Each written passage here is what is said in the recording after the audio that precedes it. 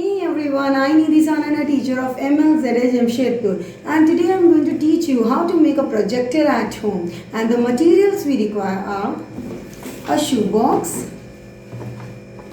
a torch, a magnifying glass,